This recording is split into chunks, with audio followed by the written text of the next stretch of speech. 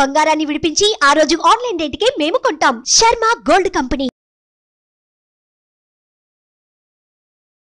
నమస్తే, welcome to Suman TV. నేను మీ అమ్మి. ప్రస్తుతం మనతో ఉన్నారు ప్రముఖ ఆధ్యాత్మికవేత్త, ప్రముఖ జ్యోతిష వాస్తు పండితులు డాక్టర్ గుండపూడి శివ సుధీర్ శర్మ గారు ఉన్నారు. గురుగారితో మనం మాట్లాడదాం. నమస్కారం గురుగారు. శ్రీమాత్రే నమః, శ్రీ గురుభ్యో నమః. గురుగారు, ఈ క్రోధినామ సంవత్సరంలో అసలు తులారాశి వారికి అండి ఎలా ఉంటుంది, అలానే రాశి వారికి సంబంధించి ఆదాయం కానీ వ్యయం, రాజపూజ అమౌనం గురించి తెలియజేయండి. ఈ తులారాశి వారికి క్రోధినామ సంవత్సరంలో ఆదాయం 2, ఖర్చు 8, వ్యయం. అలాగే రాజ్యపూజ్యం 2, అవమానం 5. కానీ వీరికి ఉన్నటువంటి గ్రహ సంచార స్థితి వల్ల యోగదాయకమైనటువంటి స్థితి అని చెప్పవచ్చు.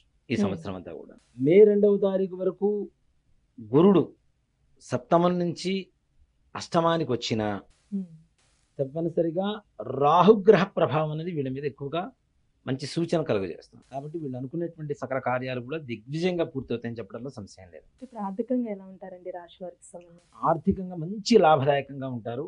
వీళ్ళు పెట్టేటువంటి చిన్న చిన్న పెట్టుబడులు కూడా మంచి విశేషమైనటువంటి యోగాన్ని కలుగజేస్తాయి. చిన్న వ్యాపారస్తులు ఉంటారు కదా, వాళ్ళు కూడా ఉన్నతమైనటువంటి వ్యాపార దిశగా మారుతూ మంచి ఉన్నతమైనటువంటి వ్యాపారాన్ని చేస్తూ ఉంటారు, మంచి లాభాలు పొందుతారు. అంటే ఇప్పుడు ఈ సంవత్సరం వ్యాపారస్తులు కూడా బాగుందండి. చాలా చాలా బాగుంటుందమ్మా. చాలా మంచి విశేషమైనటువంటి ధనయోగం పట్టబోతుంది వీళ్ళకి. ఇప్పుడు వివాహ ప్రయత్నాలు చేసే వాళ్ళకి ఎలా ఉంటుందండి ఈ సంవత్సరంలో? వివాహ ప్రయత్నాలు కొంచెం ఒడిదుడుకులతో కూడుకున్నటువంటి పరిస్థితులు ఉన్నా కూడాను తప్పనిసరిగా వివాహం జరుగుతుందని చెప్పాలి. కొంచెం కుదిరింది లేదు ఇంకో 2 సంబంధాలు చూడాల్సి వచ్చిన పరిస్థితులు వచ్చినా కూడాను తప్పనిసరిగా మంచి సంబంధం కుదిరేటువంటి అవకాశం ఈ సంవత్సరం ఈ తులారాశి వారికి ఉంది వివాహ ప్రయత్నాల్లో. అంటే ఇప్పుడు రాజకీయ నాయకులకి ఎలా ఉండొచ్చండి ఈ సంవత్సరం? రాజకీయ నాయకులకి ఇందాక కన్యారాశి వారికి చెప్పుకున్నట్టుగానే ఉన్నతమైనటువంటి దిగ్విజయమైనటువంటి యోగం తప్పనిసరిగా పట్టబోతోంది. విశేషమైనటువంటి యోగం పట్టబోతోంది. మంచిగా అంటే వాళ్ళు అనుకున్న దానికంటే కూడా రెట్టింపు ఓట్లు వచ్చి గెలిచి మంచి ప్రజల్లో మన్నన పొంది మంచి గుర్తింపు తెచ్చుకునేటువంటి స్థాయికి మాత్రం ఎదుగుతారు ఈ సంవత్సరం. ఇప్పుడు ప్రైవేటు ఉద్యోగస్తులకు సంబంధించి కానీ గవర్నమెంట్ రంగానికి సంబంధించండి వీళ్ళకి ప్రమోషన్స్ కానీ అలా ఉందంటారా? ప్రమోషన్స్ వస్తాయమ్మా, కానీ ప్రథమార్థం కంటే ద్వితీయార్థంలో ఎక్కువ వస్తాయి. అంటే మొదటి 6 నెలలు కాకుండా రెండో 6 నెలలు ప్రారంభమవుతుంది కదా మన ఉగాది దగ్గర నుంచి. ఆ రెండవ 6 నెలలు తప్పనిసరిగా ఉద్యోగ ప్రమోషన్స్ కానీ కొత్త ఉద్యోగాలు రావాలి అనుకునేటువంటి వారికి కానీ మంచి విశేషమైనటువంటి యోగం కలుగుతుంది తప్పనిసరిగా. ఇప్పుడు విద్యార్థులకండి విదేశీయానం ఉందంటారా? విద్యార్థులు ఇక్కడ చదువుకునేటువంటి విద్యార్థులు పెద్దగా కష్టపడకపోయినా పర్లేదు, బాగానే పాస్ అవుతారు, మంచిగానే ఉంటుంది. కానీ విదేశాలు వెళ్ళాలి అనుకునేటువంటి వారికి మాత్రం అంటే అవుతుందా కాదా అనేటువంటి ఒక సంశయాత్మకమైనటువంటి స్థితిలో నడయాడుతూ చివరికి వర్కౌట్ అవుతుంది. ఇప్పుడు భార్యాభర్తల మధ్య ఇప్పుడు సంతానం పరంగా ఎలా ఉంటుందండి ఈ సంవత్సరం? సంతానం లేనటువంటి వారికి సంతానం ద్వితీయార్థంలో తప్పనిసరి కలుగుతుంది. అలాగే భార్యాభర్తల మధ్యలో ప్రథమార్థంలో మాత్రం వేరే వ్యక్తుల వల్ల చిన్న చిన్న గొడవలు రావడం అనేది జరుగుతుంది. కాబట్టి 3వ వ్యక్తిని మన జీవితంలోకి రాకుండా చూసుకోవడం అనేది ఇద్దరి వంతు, భార్యాభర్తల వంతు. అలా వాళ్ళ వల్ల అనవసరమైనటువంటి చిన్న చిన్న సమస్యలు అంటే చెప్పుడు మాటల వల్ల ఎక్కువగా వచ్చేటువంటి సమస్యలు ఎక్కువగా ఉంటాయి. కాబట్టి కొంచెం జాగ్రత్త వహించడం అనేది మంచిది. వినాలి, వదిలేయాలి అక్కడే. బయట విన్నది ఇంటి దాకా మోసుకొచ్చామంటే ఇంట్లో గొడవ, ఇంట్లో మనం భారం మోయాల్సిందే మళ్ళీ తప్పనిసరి. కాబట్టి చెప్పుడు మాటలు వినకుండా ఏదన్నా ఉంటే భార్యాభర్తలు మాత్రమే కూర్చొని మాట్లాడుకొని ఏదన్నా సంశయాలు ఉన్నా తీర్చుకోవడం అనేది ఉత్తమమైనటువంటి మార్గం. అంటే ఇప్పుడు ఈ సంవత్సరం అండి వ్యవసాయ పరంగా చూసుకున్నట్లయితే రాశి వారికి ఎలా ఉంటుంది అసలు? వ్యవసాయపరమైనటువంటి విశేషమైనటువంటి యోగం పట్టబోతుంది. ఇప్పుడు చాలా మంది ఎన్నో ఎరువులు చల్లి ఇచ్చేసి కష్టపడితే కానీ పంట అనేది చేతికి రాదు. కానీ కొంతమంది నిర్లక్ష్య భావంతో మధ్యలోనే వదిలేస్తుంటారు.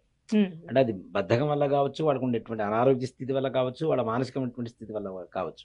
కానీ అలాంటి వాళ్ళకు కూడా తప్పనిసరిగా వ్యాపారపరమైనటువంటి అంటే మన వ్యవసాయపరమైనటువంటి లాభాలు మాత్రం చక్కగా భూతల్లి తెచ్చిపెడుతుంది.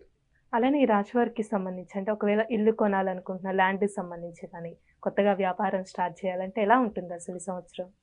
భూమి అంటే వీరికి వచ్చేటువంటి సమస్య ఏంటంటేనమ్మా, భూమి కొనాలి అనుకుంటారు కదా, ఆ కొనేటప్పుడు అక్కడ ప్రదేశం ఎంతవరకు బాగుంది అనేది చుట్టుపక్కల మనం చూసుకోవడం అనేది మంచిది. ముఖ్యంగా వీళ్ళకి ఈ సంవత్సరం ఇప్పుడు ఒక వ్యవసాయ భూమి కొంటారు, అక్కడ ఏదో ఒక సంవత్సరానికి వచ్చేసరికి 70 బస్తాలు 80 బస్తాలు పండుతాయని చెప్పి చెబుతారు. కొంటారు. కానీ అక్కడికి వచ్చేసరికి నిరాశ మిగిలేటువంటి అవకాశాలు ఉన్నాయి. అలానే ఇళ్ళు, స్థలాలు ఇలాంటి వాటిల్లో కూడాను ముఖ్యంగా ఆ భూమిలో ఉండేటువంటి అంతర్భాగంలో ఉండేటువంటి శల్య దోషాలు అంటే ఎముకలు, బోన్స్ ఉంటాయి కదా, ఇలాంటివి ఉంటూ వాటి వల్ల అక్కడ ఇల్లు కట్టలేక ఆ స్థలాన్ని వేరే వాళ్ళకి అమ్మడానికి అంత రేటు రాక ఇలాంటివి ఇబ్బందులు పడేటువంటి అవకాశం ఉంది. కాబట్టి తగిన జాగ్రత్త తీసుకోవడం అనేది మాత్రం చాలా అవసరం. అలానే ఈ రాశి వారికి అంటే ఏమైనా ఆరోగ్య సమస్యలు ఉన్నాయంటారా? ఆరోగ్య సమస్యలు పెద్దగా ఏం సూచించట్లేదమ్మా వీరికి. అంతకుముందు ఉన్నటువంటి దీర్ఘకాలికమైనటువంటి రోగాలు కూడా నయమవుతాయి తప్పనిసరిగా. విశేషమైనటువంటి ఆరోగ్యాన్ని పొందుతారు, ఆయుష్ని పొందుతారు. నిజంగా ఇప్పుడు 80 ఏళ్ళు 90 ఏళ్ళు ఉంటాయి. అలాంటి వాళ్ళకు కూడా ఈ సంవత్సరం మరణం లేదనే చెప్తాయి ఈ రాశి వాళ్ళకైతే. ఇంకా అయిపోతుంది, ఇంకా ఆమె తీసుకెళ్ళి ఎక్కడైనా పడుకోబెడదాం అనుకునేటువంటి పరిస్థితుల్లో కూడా వాళ్ళకి సంపూర్ణమైనటువంటి ఆరోగ్యంతో చక్కగా జీవిస్తారు. ఎంత పెద్దవాళ్ళైనా సరే చిన్న వయసు వాడుకున్న అనారోగ్య సమస్యలు కూడా తొలగిపోతాయి. ఇప్పుడు కోర్టు సమస్యలు ఉన్న వాళ్ళకి ఎలా ఉంటుందండి అసలు? కోర్టు సమస్యలు అంత పెద్దగా తొందరగా తీరవమ్మా ఈ సంవత్సరం. వీరికైతే కోర్టు సమస్యలు అయితే తీరవు. దానివల్ల ఇంకా లాయర్లను మారుస్తూ వాళ్ళకి డబ్బులు పెట్టుకుంటూ ఖర్చులు పెట్టుకుంటూ ఈ రకంగా మోసపోతుంటారు తప్పితే పెద్దగా లాభదాయకంగా అయితే ఉంటుంది. విద్యార్థులకి విదేశీయానం ఉందంటారండి? విదేశీయానం ఉంటుంది, చాలా కష్టంతో కూడుకున్నటువంటి విదేశీయానం.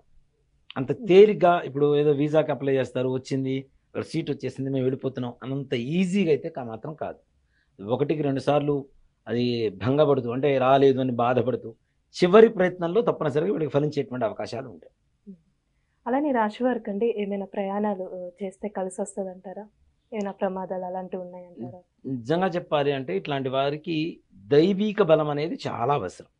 కాబట్టి తీర్థయాత్రలు ఏవైనా చేస్తే ముఖ్యంగా గణపతికి సంబంధించినటువంటి దేవాలయాలు, దుర్గాదేవికి, చండీదేవికి అమ్మవార్లు ఉంటారు కదా, కంచి, మధురై ఇట్లాంటి యాత్రలు ఏవైతే ఉంటాయో అలాంటివి యాత్రలు చేస్తూ అమ్మవారిని సేవించడం ద్వారా, గణపతిని సేవించడం ద్వారా తప్పనిసరిగా మంచి విశేషమైనటువంటి యోగాలు కలుగుతాయి. అంటే ఈ రాశి వారికి అండి ఇంకా మెరుగైన ఫలితం రావాలంటే ఎలాంటి పరిహారం చేసుకోవాలి? ముఖ్యంగా నవగ్రహాలలో శనీశ్వరుడికి ప్రతి శనివారం కొద్దిగా నల్ల నువ్వులు, కొద్దిగా నువ్వుల నూనె, కొద్దిగా మన నల్లటి వస్త్రం, కొద్దిగా బెల్లం నివేదం, ఇది ప్రతి శనివారం చేస్తూ నిత్యం ప్రదక్షిణాలు చేస్తూ ఉండాలి. 27 ప్రదక్షిణాలు చేయాలి. చేసేటప్పుడు శనీశ్వరుని ధ్యానం చేస్తూ మనస్ఫూర్తిగా చేయడం వల్ల తొందరగా శని బాధలు తిరుగుతాయి. వీళ్ళు అనుకునేటువంటి పనులు, చిన్న చిన్న పనులు ఏవైనా అవిఘ్నాలతో ఉండడం వల్ల అవి కూడా నిర్విఘ్నంగా కొనసాగుతాయి. ఈ ప్రతి రాశికి ఒక్కొక్క సమస్యలు. ఈ దేవతలతో పాటు అందరూ కూడా విశ్వరూపంలో ఉన్నారని చెప్పి మనం నమ్ముతూ ఉంటాం. అవునా? కృష్ణ పరమాత్మ విశ్వరూప సందర్శన సౌభాగ్యాన్ని ఇచ్చాడు అర్జునుడికి. అవునా? ఆ విశ్వరూపంలో ఏంటి, అందరూ దేవతలు దాంట్లోనే ఉన్నారని చెప్పి నమ్ముతూ ఉంటాం. కాబట్టి ఈ విష్ణుమూర్తి యొక్క అనుగ్రహం కలిగితే సకల కార్యాలు దిగ్విజయంగా పూర్తవుతాయి. కాబట్టి ఇప్పుడు మనం ఏప్రిల్ 9వ తారీఖు ఉగాది రోజు నుంచి మన హనుమత్ ప్రత్యంగర వారాహ యజ్ఞస్థలి ఎందు ఏదైతే మనం మహాలక్ష్మి సమేత మహాసుదర్శన హోమం చేస్తున్నామో ఉగాది నుంచి 41 రోజు పాటు జరుగుతుంది. ఇప్పుడు ఈ 41 రోజు ఈ హోమ కార్యక్రమంలో ఎవరైతే గోత్రనామాలతో లేదా ప్రత్యక్షంగా పాల్గొంటారో వారికి ఈ గ్రహస్థితి వల్ల వచ్చేటువంటి నష్టాలన్నీ కూడాను వెళ్ళిపోయి సుఖమైనటువంటి సంతోషకరమైనటువంటి జీవితాన్ని అనుభవిస్తారు. చాలా చక్కగా తెలియజేస్తారండి. ధన్యవాదాలు.